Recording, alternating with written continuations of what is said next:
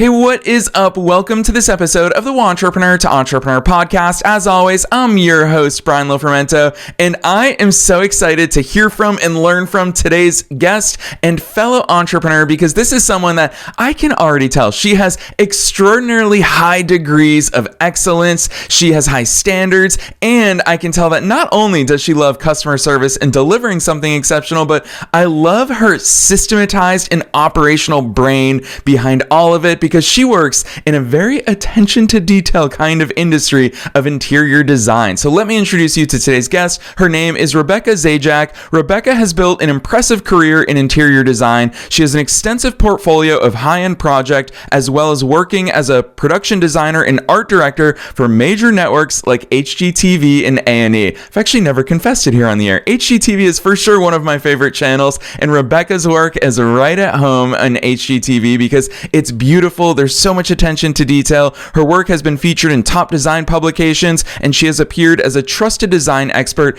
at design conventions and on TV. Now she's leveraging the latest advancements in computer vision and 3D technology to make the renovation process more seamless and accessible. Her company, Design by Numbers, I love the origin story. I love the work that she does there. I'm not going to tease it because I want to dive straight into my interview with Rebecca Zajac.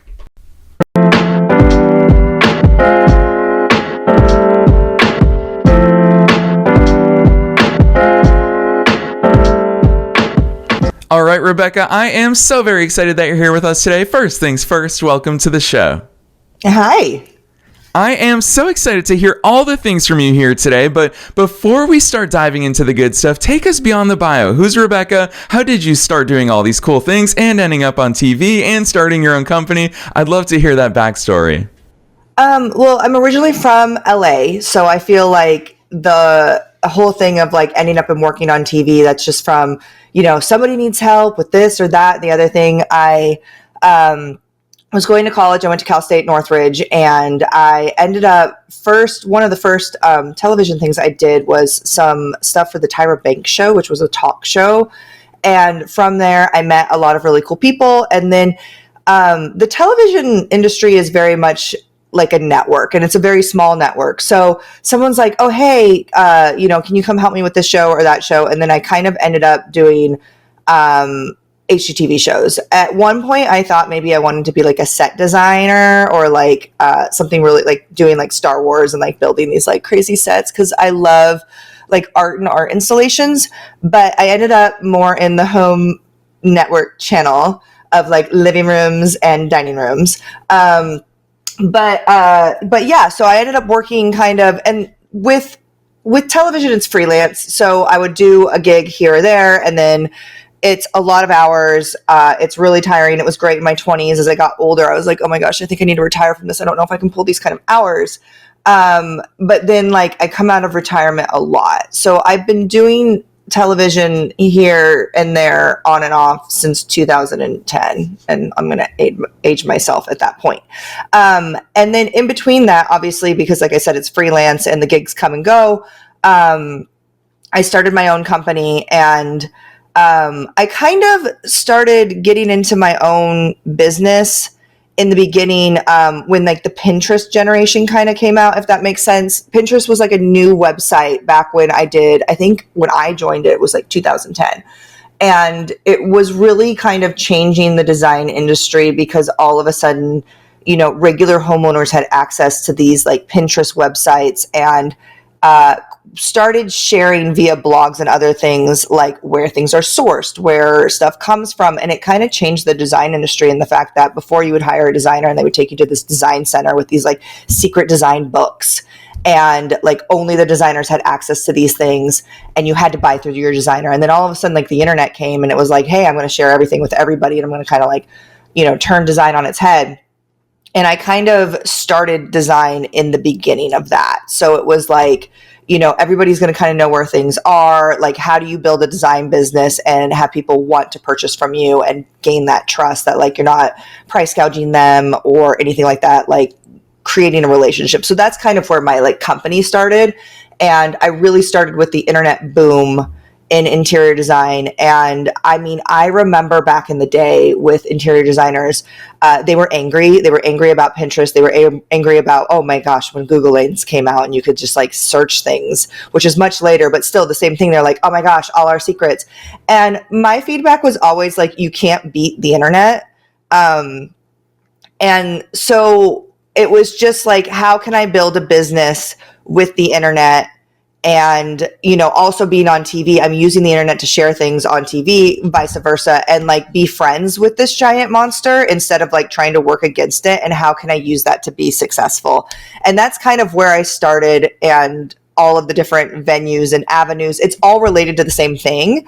It's just different aspects of it. So it was in TV, it was in, you know, client work, using the internet, doing a lot of different types of like I had a lot of clients that would find me from other places, not just locally. So being able to utilize the internet and tech to kind of broaden my design. There were companies that kind of came out and that did e-design. I didn't necessarily dive fully into that because I didn't see the profitability in the e-design industry until AI came out. And that's kind of where I am now. Yeah, I love that overview, Rebecca. And I'll tell you why. I didn't really expect to go here this early on in the conversation, but I love the fact that you spoke about and you really called out the early gatekeeping days of interior design. I actually didn't even think about the origins of your industry, that you're right. Those designs did live in those design books behind closed doors when you have a new build or when you're undergoing a major project. And so it's so interesting to hear that accessibility is actually kind of at the core of the way that you just operate. And you say, yeah, these things are out there. I need to stand out in other ways. And of course, I know a bit more about your company than listeners do at this point. So I'd love for you to take us behind the scenes there, because with that in mind, you fully acknowledging and calling out that all these incredible designs are available on Pinterest, on Google. Now we've got all these AI apps that can design our interior spaces. You obviously still continue to find ways to stand out. So talk to us about the ways that you've identified as, hey, it doesn't matter if everybody can see what great design is. Here's how I'm going to build a flourishing business. Yeah. So, I mean, starting with the boom of the internet and Pinterest and accessibility, a lot of, like I said, designers felt that to be kind of a threat to the way things were being done. And I think I was a bit lucky in the fact that like I kind of jumped into the industry at the beginning of that. I never really did the old school design, or the OG design as I call it, where you would use, I mean, I knew about it, and I kind of like interned with companies that were using like the design books at the design centers that you can't access unless you're with a designer. And there's nothing wrong with the way that that was being done at that time. But I didn't really kind of like blossom into setting up my business with that. I was like, here's the internet. People can find where these things are. So I started out, when I was designing for people, is the whole idea of accessibility. People are going to know where you're sourcing. People are going to know how much things cost. People are going to have ideas. I mean, HGTV is notorious for saying things are much cheaper than they are in real life. And having grown up in that industry, I understand that people are like, I'm going to do my kitchen for $20,000. And like designers will laugh. Obviously with television, we get deals from companies that want to be able to share their products on television. So we either get them, I mean, a lot of times you'll get them for free, you'll get them for a discount, all of these different things. And it's up to the production whether or not they're like what prices they're disclosing. Are they disclosing the pricing of labor only? Are they disclosing the pricing of the items? A lot of the shows I did, a lot of the pricing that was disclosed was just the labor, not including the materials. I don't necessarily think they're trying to be dishonest. It's just the way that the shows run. But it can be a little bit deceiving for people when they're like, oh, you know, I see, because then like when the flipper boom came out, like that happened kind of in between. Like first you had like the internet boom, and then you had the recession, and then you had the flipper boom. And the flipper boom was like, everybody wants to remodel their houses now like a flipper, and for like $5,000. That's not realistic. And also, you definitely don't want the quality of a flipper house in your own house. So that was an interesting kind of dynamic in there as we were like navigating client work and TV work. And then AI came out, and that's where things kind of really shifted. We had first, you've kind of had like Google Lens, and like Google Lens has gotten a lot better. I mean, now you can take a design from anywhere. You can like plug it into ChatGPT, and you can be like, hey, ChatGPT, like, where is this stuff from? And it's going to give it its darndest to tell you. My thing with AI and designers feeling threatened by it is that AI is only as good as the person who's using it and the prompts. It can't critically think, and it can critically think, but it can't create, if that makes sense. It's not creative. It only reads like the algorithms of these photos. And it can't do what a design can do, but it can do a lot more than a homeowner can do without its help. So just like before, when I was like, you definitely can't beat the internet. You can't beat Google Lens. You can't, sit on your high horse and be like, don't use these things. It's ruining design, because people are going to use them. I mean, in the end of the day, people are going to do what's going to save them money so that they can get the best renovation.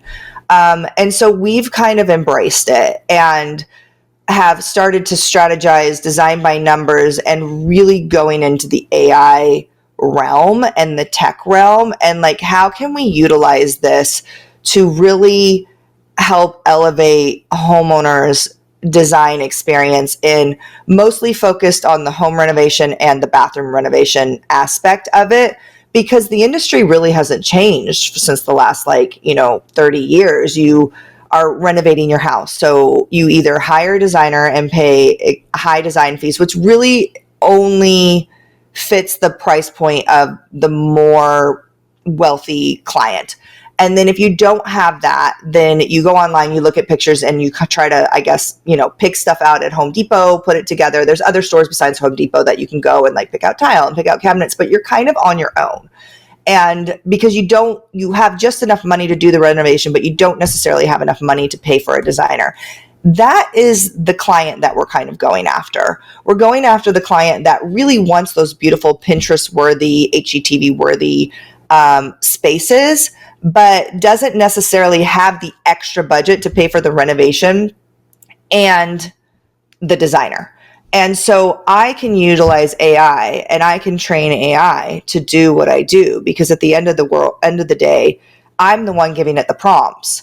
So that's kind of where design by numbers is going into. And it started out as kind of like the basis of an e-design company, where it was like, we could kind of like give people mood boards, give people direction, sell them some items, and be kind of like an e-commerce type thing. And now we're really getting into like kitchens, bathrooms, and we've gotten to the point now when we're kind of rebranding the design by numbers with the AI basis, where you can go into your space and you can 3D scan your space with an iPhone or an iPad that has the LiDAR scanner, which is most of the pro models.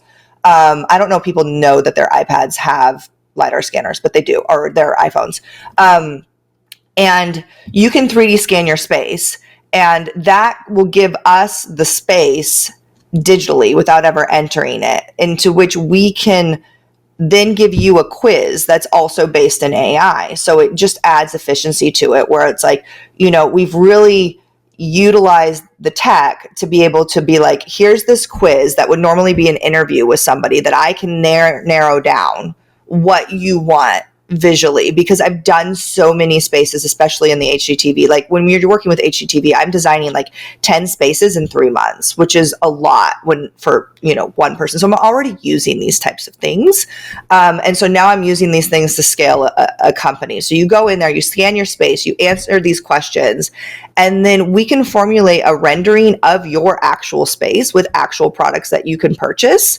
And then you can come to us, and we've curated it, and we sell it all to you. The tile, the countertops, the cabinets, the knobs, all of that. So it's not that we're selling you the design per se. We're selling you the product, and we're able to give you the design for a really efficient price, because we are technically more like a retailer, if that makes sense. Yeah, not only does it make sense, Rebecca, but there's so much to dive into there. I want to talk about the tech side and the user experience side for sure. But before we get there, I feel like you just exposed to us one of your superpowers that I've never even thought of to ask an interior designer before, and that is managing client expectations. And with that, you talked a lot about budget. Of course, that factors into a lot of these projects. And I would imagine that a lot of people have filet mignon tastes with McDonald's budgets, and it's hard for us to make do with what it is that we can actually afford in reality. So Rebecca, share that side of your brain and your superpowers with us. What's it like to manage those client expectations and have those conversations with them? It's budgets are definitely an area of reality when you're a designer. You don't think about like, I want to become an interior designer and basically become somebody's like actual like mental health therapist and financial advisor at the same time. But when you think about it with design and with your average homeowner, the most expensive things that most people will buy in their lifetime are going to be their homes and their cars and maybe like pay for college for their kids and things like that. But the home being one of the main ones, and within that realm is going to be a renovation. So as a designer and as the person kind of leading the project, that's a lot on your shoulders because you are basically guiding somebody with probably the most money they've ever spent at a given time, all at one time. On average, I mean, obviously there are people that are going to have like 20 cars and like it's a diamond drop in a bucket. But for the most part, it is. And everybody's going to have a lower budget and want more. That is just normal. And you really have to kind of dive into what that budget looks like and also set realistic expectations. I mean, if I go into a house and somebody's like, I really want to renovate my kitchen for $15,000, like it's not going to happen. Especially with like open floor plans. That's one that is just like the flooring when you have an open floor plan is a budget breaker because when you do your kitchen, you're doing your flooring for your entire house. If you have a 2-story house, it's usually the entire downstairs minus the bathrooms. And if you have a 1-story house, it's the entire house unless you're changing the floors in the bedrooms. And on average, you're going to spend $20,000. Like let's say it's a 2,400 square foot house. You're going to spend $20,000 on product and you're going to spend $20,000 on install. And then I'm just saying averages. Obviously, it depends on many, many things. And that's $40,000 right there. And people are like, I only want to spend $40,000 on a kitchen. Like, it's just my advice to people kind of starting out, especially when they have a lower budget, is get the design for what you want. And if the budget is over what you want, and it's to the point where there are things that we can adjust to bring the price down, but at the end of the day, there's a base price. In order for you to get a good renovation, you're going to have to spend $70,000. So if you only have $40,000 or $50,000 for everything, do the design, get an idea of what you want, get a price for that, and save up for it. Because the last thing you want to do is spend $40,000 and get a product you don't want. Because $40,000 is a lot of money. Whether or not it's not a lot of money for a kitchen renovation, but if you do it for that cheap, it's going to feel cheap because at the end of the day in construction, you get what you pay for. And I can't tell you how many times I've had clients, I mean, lovely clients, they've waited like a year or two. They did the design process with me.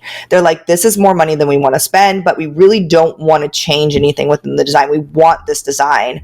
And so we'll go through and we'll pick the things that are as budget conscious as we can while still offering good quality. Because like I said, again, you don't want the flipper house. You don't want us to go buy the $5 cabinets. And I'm not talking about the IKEA cabinets. Those are great. Those are actually the cabinets that are sitting behind me. Like there's a lot of options to do budget friendly things. And I love IKEA. I can't tell you how many houses we've used IKEA for, but there are cabinets that are actually lower than that. And at a certain point, like you're going to end up putting something in your house that you're going to end up ripping out. And if there are people out there who have bought a flip and they know exactly what I'm talking about. So it's just like, figure out what the base price is to get a good quality. I mean, I'm not saying you have to go out and spend $80,000 on cabinets. There are definitely cabinets that you can get for way less than that. And there are options within that. Like when we sell cabinets, I call it choose your own adventure. Like you can pick the different types of boxes, the hinges, the drawer glides. But at the end of the day, even the lowest price point is still a good quality product that's going to last and be sustainable in your house. Because sustainability is also something you want to consider when you're doing a home renovation. You don't want to renovate a house with the intent that somebody's going to renovate it again like 3 years later. These things need at least at minimum stand 10 years of the test of time. And even I feel like a 10-year is like a very short time for somebody to have to re-renovate again later. But knowing all of that, and when you go into it, there is no shame in being like, okay, I definitely need to spend more money than I thought to get what I want. So I'm going to wait 8 months. And I have clients that have waited up to 2 years, and then they'll contact me and be like, okay, I know it's been a long time. We've saved, we're ready. And yeah, some of the items might have gone out of stock or become unavailable, but we can just substitute those for something else in a very quick amount of time where we're like, okay, countertops look good. Cabinets are still available. Floors are still available. Maybe it's the backsplash or something like that. And if you think about it, people are like, oh, do people change their mind within 2 years? Most of the time, no. I wouldn't say always. I have had clients that even after 2 years still can't make up their mind and their project still sits in no man's land and never moves forward. But for the most part, if you're designing something kind of classic, taking the current trends and things into your thought, but like using them thoughtfully, no, people don't really change their mind that much within 2 years. You've given them a product that they really want and they're working hard towards, and they're excited to get that at that point. So that's kind of like my advice when it comes to budgets is set realistic budgets. And if somebody tells you that that is not realistic, listen to the hard facts. The contractor that comes in who's super eager to do it and who's really, really low on budget is probably not the contractor that you want, because a good contractor is going to be busy and a not great contractor is going to be scrounging for clients. And just to touch on contractors again, I always say that there's this magical triangle that I try to explain to clients, and that in that triangle, you can have two of the three things. You can have good quality, you can have speed, and you can have cost. And like I said, you can have two of those, but you can't have three. You can't have good quality done fast for a good cost, for a low cost. You can't. It doesn't exist. Again, you get what you pay for. You can have speed. You can have something fast that's good quality, but that's going to cost you money. It's going to cost you more money to get that. And the same goes with this triangle. So that's also something that, like, if you feel like a contractor's come in and they're super low and they're super eager, oh, we're going to get this done in 4 weeks and they're half the price of everybody else, run. Like, why, if that contractor is that great and that inexpensive, he should be booked out for a year. And obviously he's not. So just be wary of that. Also be wary of contractors who advertise. Good contractors don't have to advertise. It's the same. I loop them into lawyers. Like, good lawyers don't really have to advertise, because word of mouth really gets you really far. And if you see these people really, billboards and advertisements and things like that, like, there's nothing wrong with marketing, but like, all of my amazing contractors that I've had, that I've worked with for years and years, they've never advertised, and they stay plenty busy, because if you like your contractor, when you remodel your house, the next person that goes in there is like, oh my gosh, you remodeled your house. I want to remodel my house. It starts the conversation and you get the referral. Like, it's just like I said, it's in television. It's like all referrals. It's very much in this business as well. Yeah, Rebecca, so many nuggets of knowledge just in that tidbit that you shared, because you call it the hard facts, is that you need to look for someone who gives you those hard facts. What I really admire, and even in real time, you thinking about this and sharing this with us, is you do all this from experience, not from instilling fear in the people that you're talking to. And I think that that's the power of the message that you bring to the table is, of course, you've seen really great projects, you've seen projects not so great, and you can bring that to your clients. And I think that's so powerful. I want to call this out because time is flying by with you, but I'm going to out you here on the air, Rebecca, because I love what you wrote in your questionnaire is that listeners know, we always ask guests to get a little bit inside their head. And I love that you wrote, I always joke that I work very hard because secretly I want to be lazy. And of course, Rebecca, you're a busy mom, you're a business owner, you have a family, like there's so much going on in your life. You have all of your clients and projects that you're working with. So with all of that said, I know how much you love and value systems and operational excellence. Give us an insight, because you kind of teased a little bit of what I presume to be your onboarding sequence of someone scanning their entire space with their iPhones. I think that's such a cool use of technology that is in our hands that you're right, a lot of people don't realize every day. Talk to us about some of those systems, whether it be client communications. Obviously, some of these projects can stretch out. How do you maintain that momentum with clients along the way? The onboarding, I'd love to hear some insights there. Yeah, so definitely I am that person where I feel like everyone thinks I work super hard, but like I work super hard because I want to be inherently lazy. And I also think that that's why I'm an entrepreneur, because I had a really hard time when I worked under other people where I'm like, oh my gosh, you're making this so much more difficult on what could be done so much faster and so much more efficient in a much faster time, thus leading me to be sitting on my couch earlier in the day. So I am a huge person of like systems and like almost like an assembly line of sorts. And obviously in design and creative field, it's hard to do an assembly line when you're dealing with something creative and as fluid as creativity. But you can, and that's kind of what I do with my projects. At the beginning, we have a system. So normally when I meet a client, it's the same thing. I meet them, we have a conversation, and I need to know kind of what they're looking to achieve, what their budget is, and all of these things. But a lot of these things can be gathered within a system of sorts and kind of sorted out. So a 3D scan of a space is the same thing as going in and doing a physical measure of a house. And by using the 3D, we can go in, we can 3D scan a space, or we can send somebody in there to 3D scan a space. And we not only gather the house to do the design later on, but we also have it to formulate a bid. So we can 3D scan it. I don't have to stand in the space and stare at it. I have it in 3D. I can look at it on my computer, be like, without a client. Obviously, a client, when you're talking to them, it's distracting. So I want to be able to focus on what the space is, what I have to do, how much time is this going to take me? And I do that from home. I don't want to do that in the space. So 3D scan the space and then having the client do the design questionnaire, because one of the main things with clients is that in the creative world, words mean nothing. People can tell me, I want my house to feel homely. I want my house to feel warm. I want my house to, feel this, that. Warm, homey, and cozy are just general words that mean a variety of different things to people. What I need to know from a homeowner when they're talking to me about their home, like some very, very basic things. What colors do you like? What colors do you hate? And what do you want your home to look like? But don't tell me, show me in a picture. That is an invaluable thing for me when I'm working with, and that's why we've created this quiz. So I can talk to the client and create a rapport, because trust with your designer is very important. I need my homeowners to know that I have their best interest at heart. I love what I do, and I do it because it's my passion.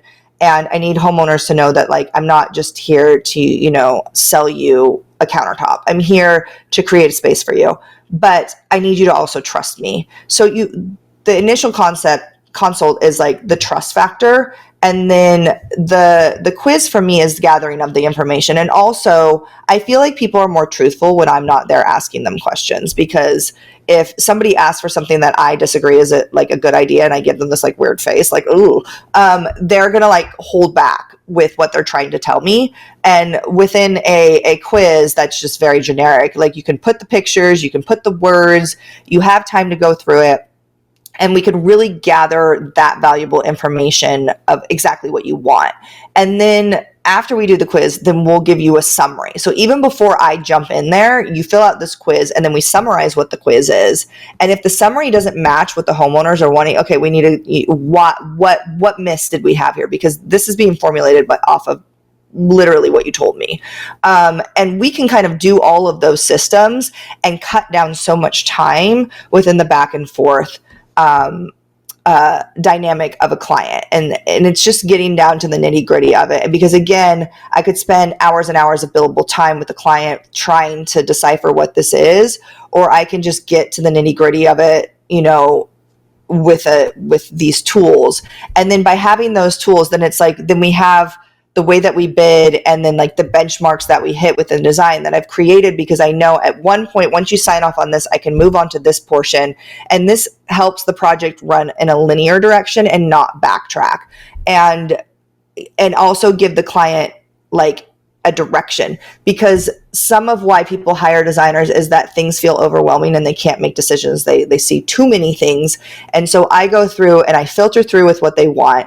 And then we'll be like, here's a layout. And now before I add any color or anything pretty, does the layout make sense? Does the location of the refrigerator make sense? Does opening this wall up and then, having this flow, does this all make sense? Because I'm not going to put pretty colors in there until you tell me that this layout makes sense. Because if I put pretty colors in there, we're going to basically divert from the conversation of the layout and start having conversation about the design, but we're not there yet. And that can create this like cycle of like, what I call the no man's land of like not being able to run in a linear direction. So I've put all these like systems and benchmarks and checkpoints throughout the entire creative process. So it's like the process has an ebb and flow to it in creative world, but logically I need these things to run, and I need them to run in a timely manner. And it allows me to like push the project through.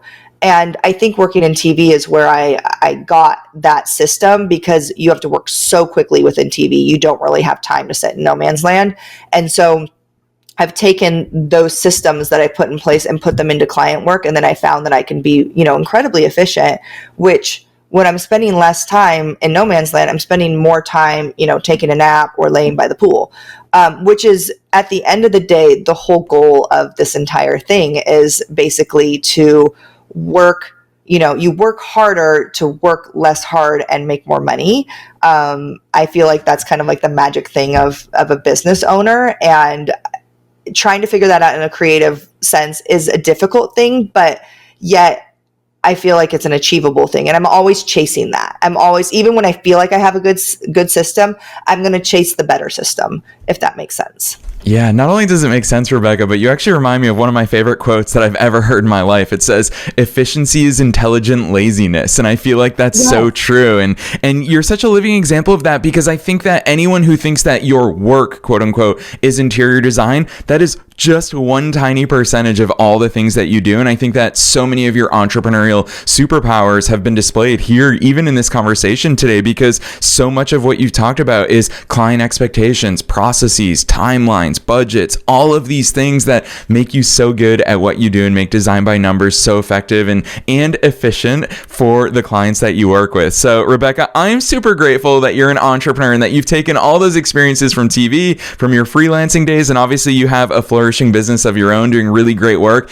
at a high level, not from an interior design perspective only, but also a high level business-wise and operation-wise. I so admire and respect that about you. So my final question for you is, with that entrepreneur's hat on, since you are one of us, is what's your best piece of advice for listeners? Knowing that we're being listened to by both entrepreneurs and entrepreneurs at all different stages of their own business growth journeys, what's that one piece of advice that you want to leave them with today? I mean, it's one of my biggest piece of advice that I've had, that I started in the beginning, is, I hate to say it came from television, was a fake it till you make it, but it comes along the line of confidence. And it's something that I've found with younger students that are coming into this industry, and they're like, how do I get to the point where, I'm confident enough to, run a project and do this? And you just, in design and in renovation, I don't know everything. I'm never going to know everything. Everything is an ebb and flow, but I have to have the confidence so that my clients have the confidence in me to know what that is. And I think that confidence from early on, that, I just tell myself that I can do it, even though sometimes I'm in positions where I feel like I'm imploding because I'm like, oh my gosh, this is a disaster. Keeping that even Steven attitude, and like also being able to learn from that experience so it doesn't happen again. So having that confidence early on in what I'm doing. And I mean, obviously the first show that I did anybody know it was the first show that I did? No, because if I would have, I probably wouldn't have gotten that job. But I just went in there and I'm like, I'm just going to, again, work super hard, do a really good job. The internet is out there. I can Google it if I need to know, and I'm going to do a really good job, and I'm going to learn from it, and I'm going to do a better job the next time. I go back and look at some of the work that I did, 10 years ago, 12 years ago, and it sometimes it's comical. I'm like, oh my gosh, I thought I was like so good back then, and it's not very good. But at the end of the day, like, you just have to have that confidence, because if you aren't confident in what you're doing, what you're selling as an entrepreneur, what you're building, the people aren't going to have the confidence behind you. And sometimes I have to be confident in things that I really don't know about. Like, am I an expert in AI as I'm launching this business in AI with design? No, but I'm learning as I go, and, AI is, it's running and I'm running after it. And I feel confident in what I'm able to do with it, and hopefully what I can do in the future, even though I'm learning it as I go. So that's just, it's fake it till you make it. And even when you think you've made it, keep on faking it, because in my opinion, you've never made it. There's always more to go.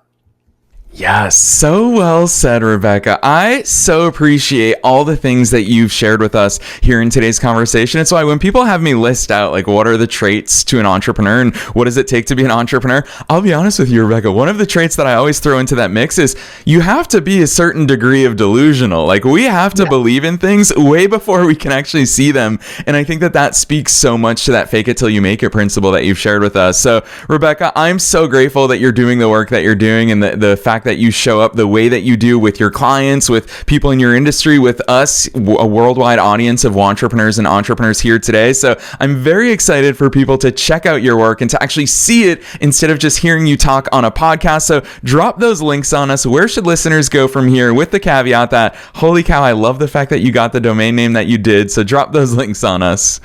So I have the domain name. It's designbynumbers.com, and I'm lucky that I actually got the .com for it. And currently, that is where we live, is just designbynumbers.com. And then the AI portion we launched in Texas. So it's designbynumbers, TX for Texas.com as well. But we're integrating that all into the designbynumbers.com, URL. And then if you have any questions, or if you're intrigued by like what we're doing, or you have a renovation, you can always email us at just hello@designbynumbers, which is numbers is plural, .com. And the biggest way I tell people to remember it is it's like paint by numbers, but for your home. So that's where Design by Numbers came from. Yes, and listeners, you already know the drill. Whether you can remember that URL or not, no worries, because we've got you covered. We are dropping that link down below in the show notes, no matter where it is that you're tuning into today's episode. We're also linking to Rebecca's personal LinkedIn. So if you want to reach out to her and continue the conversation, talk about your needs, she has got some major plans for the rest of 2025 and beyond. So Rebecca is incredible at what she does. Don't be shy in reaching out. Find those links down below. Otherwise, Rebecca, on behalf of myself and all the listeners worldwide, thanks so much for coming on the show today. Thank you for having me.